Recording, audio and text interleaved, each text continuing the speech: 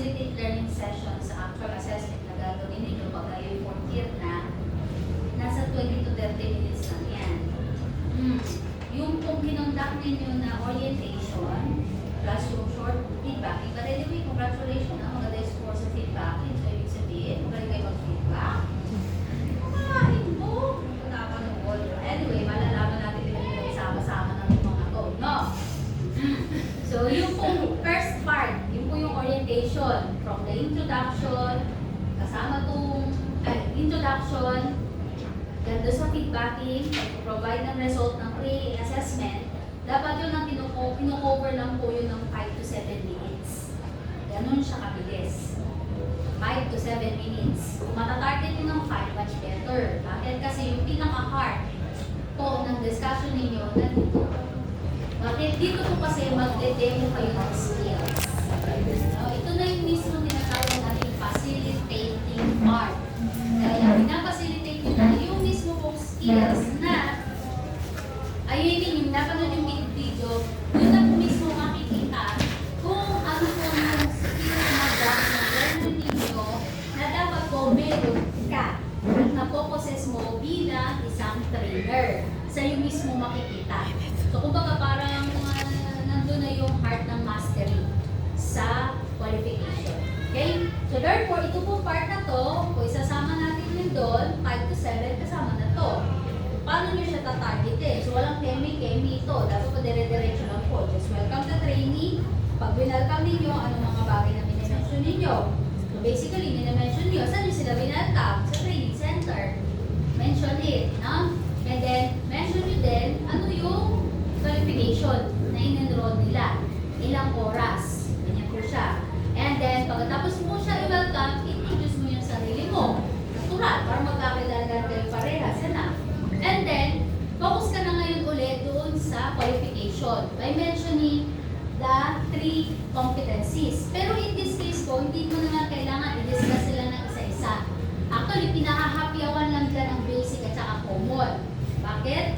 Kasi po, ang cover po talaga ng training yung core competency. Kaya usually po ito, pagka diniscuss, sasabihin nyo lang, the basic covers 18 hours of training. That includes workplace communication, working team, professionalism, and public safety procedure. Tapos, hindi nyo rin po kailangan basahin siya isa-isa word for word.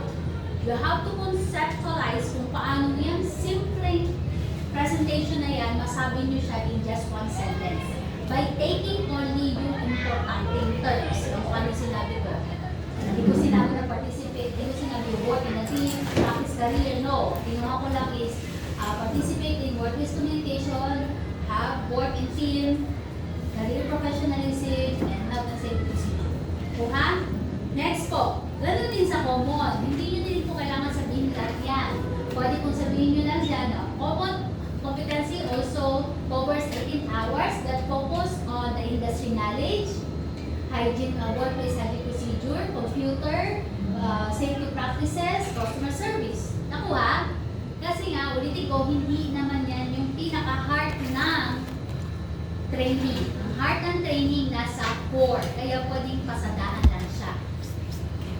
Pero ang totoo po niyan, pag sa totoong training, lahat po yan iisa-isahin. Kaya ko po sinabi na pakakapyawa lang siya kasi nga meron tayong dinimit na oras para sa demo ng facility. At ilang oras po yun? 20 to 30 minutes lang po. Pero kung kayo po magiging trainer na talaga ng mga ganitong klase ng CBT approach, so dapat po talaga isa-isahin po yun.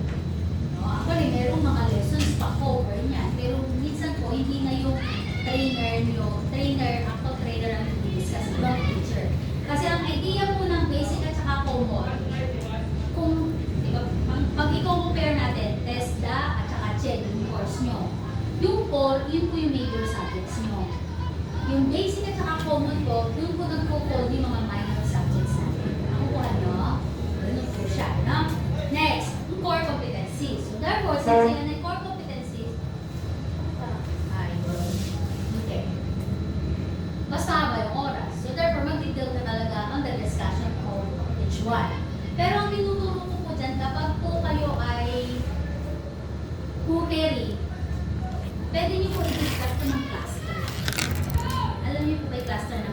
tatlo ang cluster ng cookery.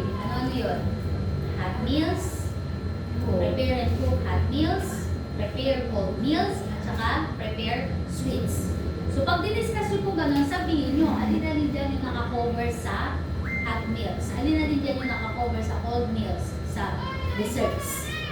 Saan nyo po yan makikita? Sa likod ng TR. Pakibisita po yung bandang likod ng TR, doon yung nakalagay, cluster nyo. So para hindi nyo na siya iisa-isahin pa ulit. Right now. Nakuha po? Paano po pagka FBS? FBS kasi anim po yun eh. Pagka diniscuss ninyo, bigay lang kayo ng idea. Halimbawa, nakalagay ito, prepared dining. Ano ba matututunan nila sa prepared dining? Diba, setup ng table appointments. Yun, banggitin nyo. In prepared dining, you will learn setup of table appointments. Provide room service. So you will learn how to take orders for hotel rooms, maybe as hotel rooms, that. So short snap.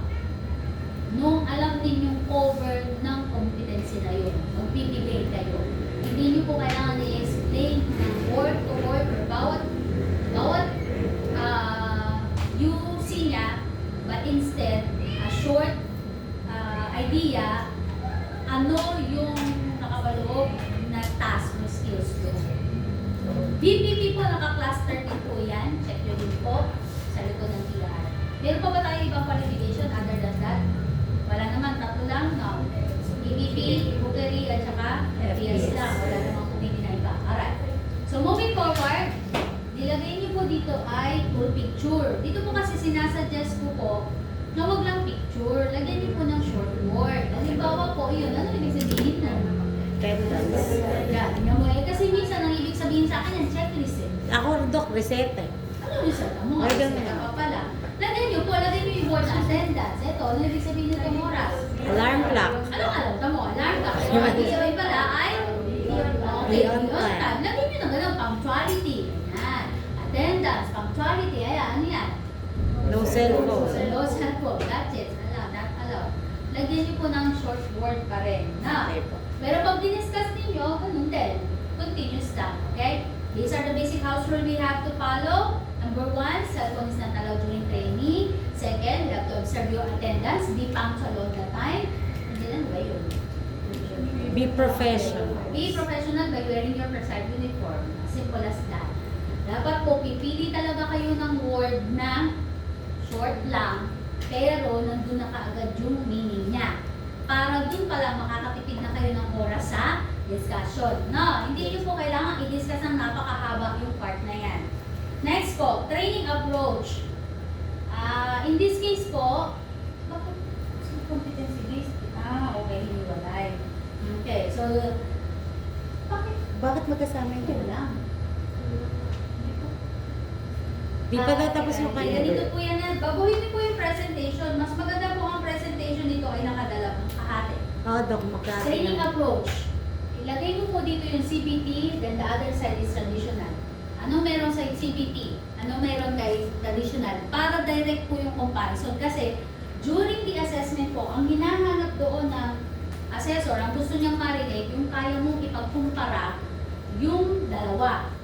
Anong pinagkaiba ni CBT kay traditional? So, common pong binabanggit natin dyan, pag CBT, self-paced learning, individualized, modular. Then, pag po sinabi traditional, teacher-centered, and focus on variety of skills, like that. So, magkaroon ka ng distinction. Pag napakita mo po yung distinction yun, kahit mga 2 words or 2 lines lang yan, pwede na. Kasi, ang heart naman po ng discussion nyo, ayan, actually, ito yun. Pwede nga maging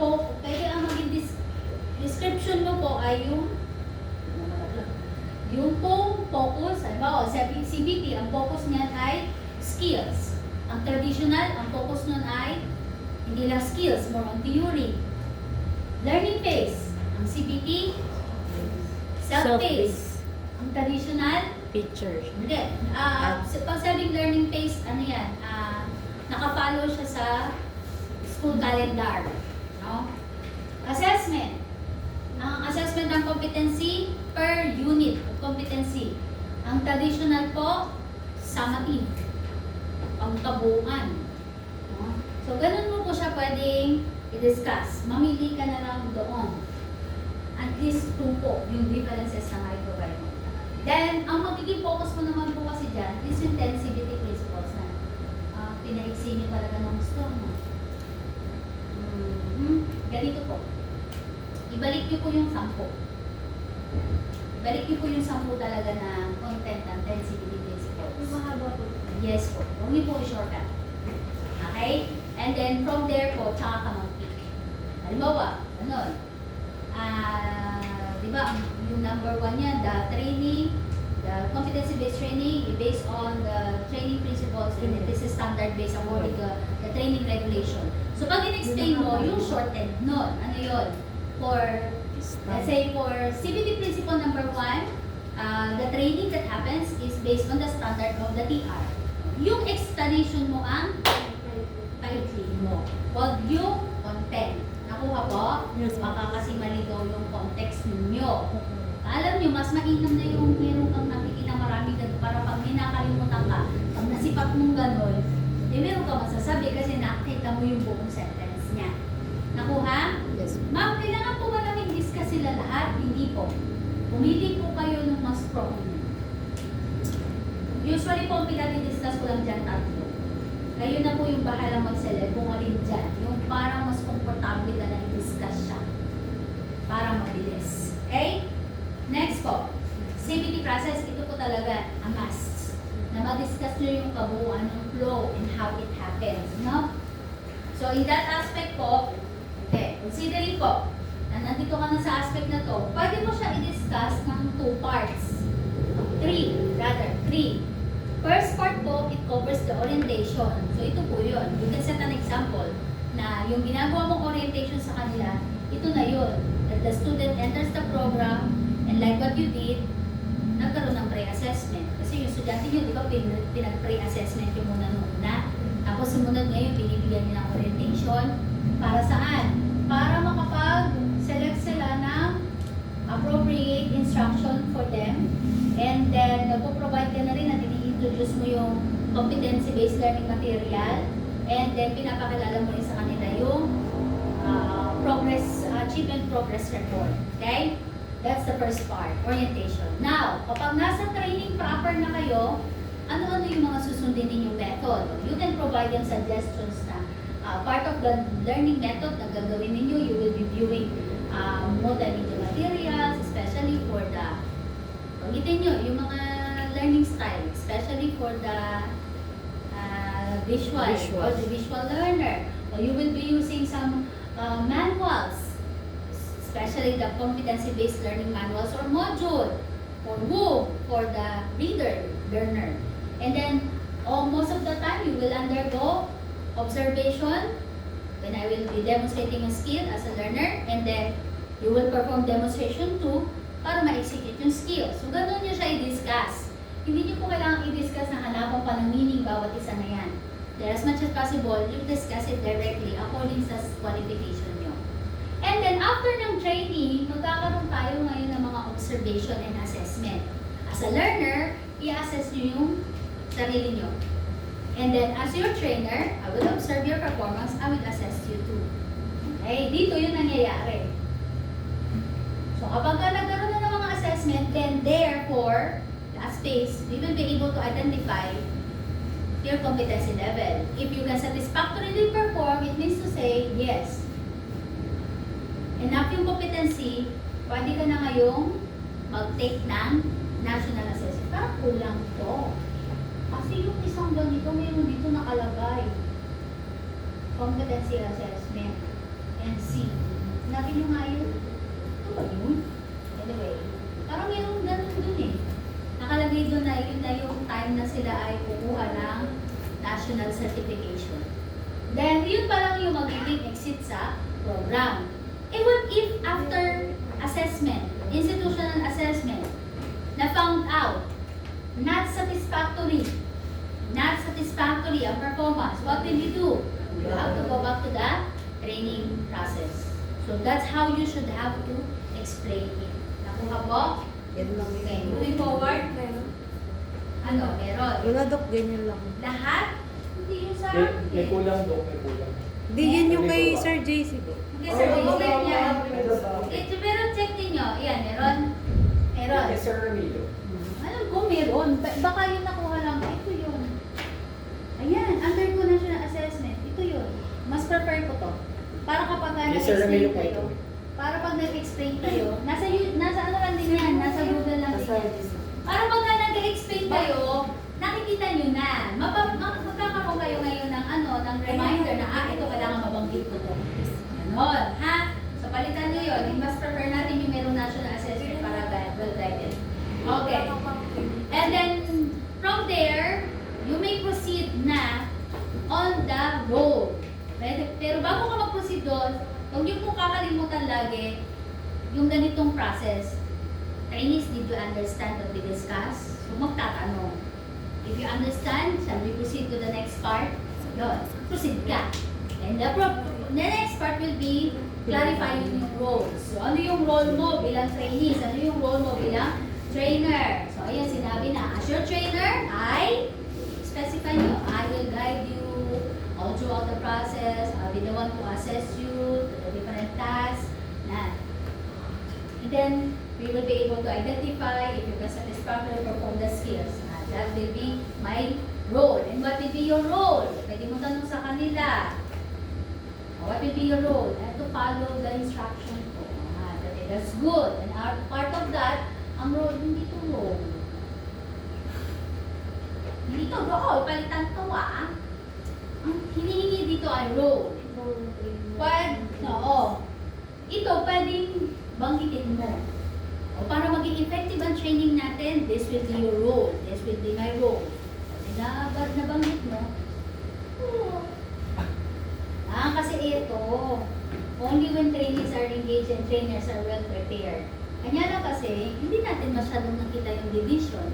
Ang much better presentation nito, since nasa isang screen ka, role of trainees and trainer, lagay mo dito, trainees, trainer. Ito yung role ni trainees. Ito yung role ni trainer. Gano'y sa amin. Yeah. I'm just providing feedback at the same time para alam niyo kung ano yung magiging i-edit pa sa mga slides nyo. No? Ay, Doc, sa kabilang slide daw, may trainer. Saan? Malalaman. Pabalik, Doc. Ayan, trainer. Yun nga, ang point ko nga, kung nakakatipid ka sa slide, Okay. ipakita mo na doon para kapag ka nag-discuss, Isang slide na lang din. Ang tendency kasi nito, the more the slides that you have there, the longer the discussions you will have to. Kasi parang ang tatargetin mo yan, lahat ng nakikita sa slide, sabihin mo. Pagka po nasa isang slide lang to, isang jumpak lang din ang discussion. Pag move mo ng susunod na slide, iba na yung i-discuss mo. Ano yun? May title. Ano may title dito? May title to Ang title nito? Training Para methods. maging effective ang training natin, these are the training methods that we will follow. Hindi rin naman kailangan pang i-discuss lahat yan. You may just have to pick yung mga hindi mo nabanggit. Kung nabanggit mo na kanina yung video viewing, i-discuss mo is peer mentoring. We will have peer mentoring. You will find a partner where you will do the thing. So, ano pa? We will also have OJT so that they have your experience outside work. Ganon. Hindi rin po kailangan lahat. You may just have to pick 2 or 3. 2, pag masyadong mahabang mapaliwanag. 3, kapag, 3 kapag medyo shorten. Moving forward, training facility. Cookery and skills.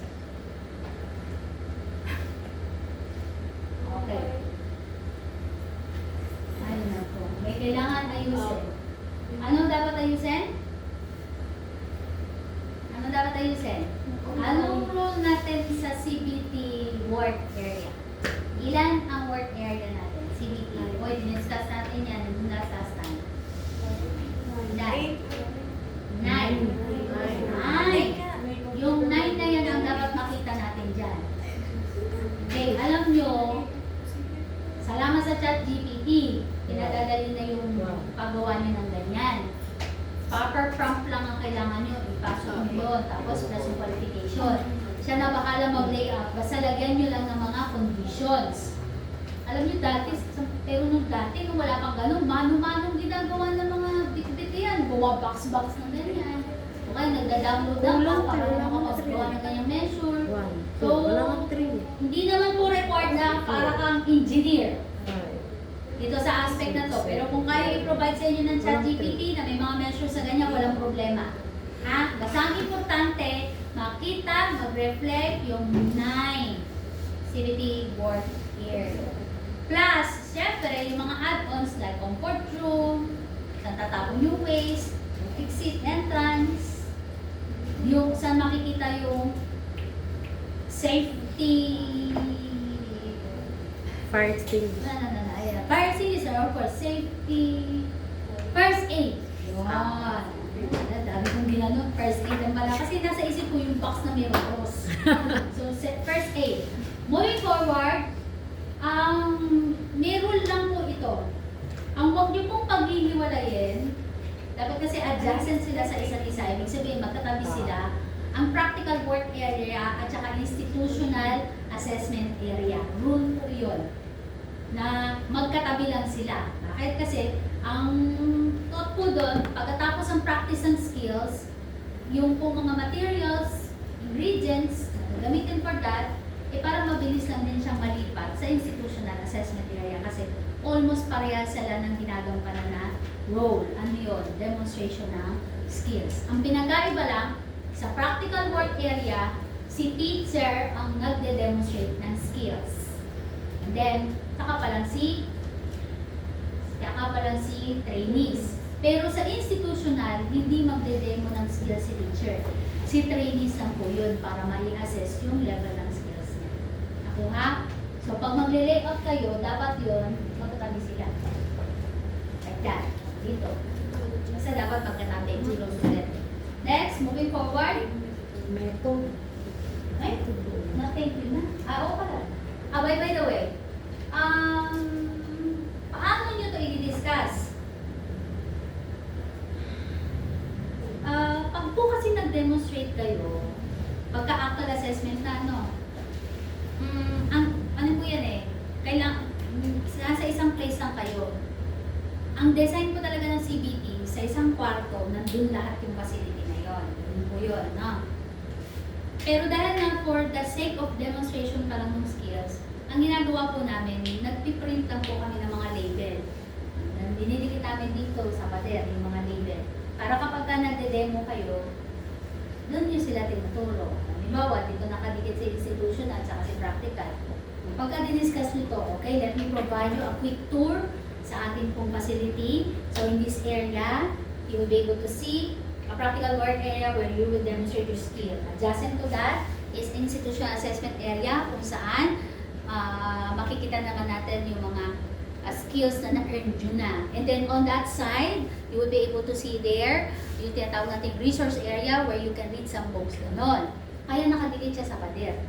At ang purpose din po nun, kasi dun sa part 2 ng facilitate learning, kanina napanood din nyo yung isa. Sa part 2, naka-indicate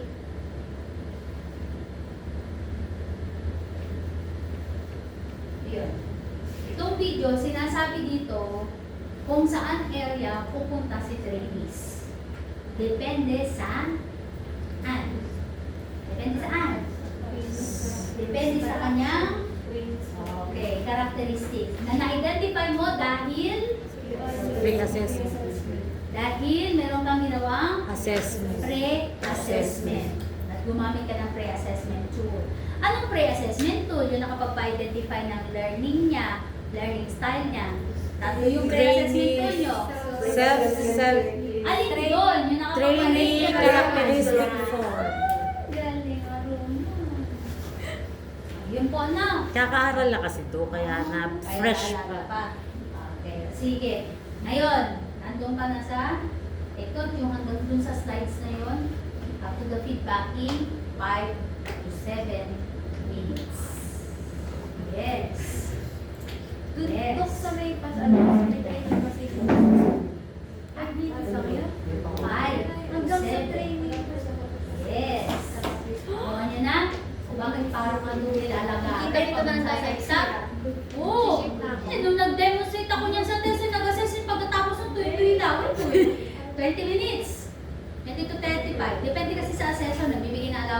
adjustment. Pag nagbigay ng allowable adjustment, yung kung 20 yun, 25 yun, nag-extend sila ng another 5. Tapos tuyo-tuyo lang muna ko, sabi ko sa assessor, can I drink some water bago po ako mag-proceed sa susunod na set? Kasi talagang tuyot na tuyot siya. Dahil parang, dire-diretso mo sa salita mo. Pag hindi mo ginawa yun, ganito yun. Bakit may pinapatarget na oras? Pag hindi mo kasi natapos yun, yung naabutan ka ng oras, yung hindi mo na-demonstrate, hindi ka malalagyan ng points. May points po na kailangan ma-meet para pumasa ka. Bukan nyo? Ang kainaman mo nito, na pag-aaralan natin. So, nasa inyo na lang kung magiging mahirap sa part ninyo ito pagdating ng 4th year. Hindi, aaralin ko lang yan, Dok. Wala ngayon. Morning. Second year pa lang kayo, binigay na yung skills. Kailan nyo siya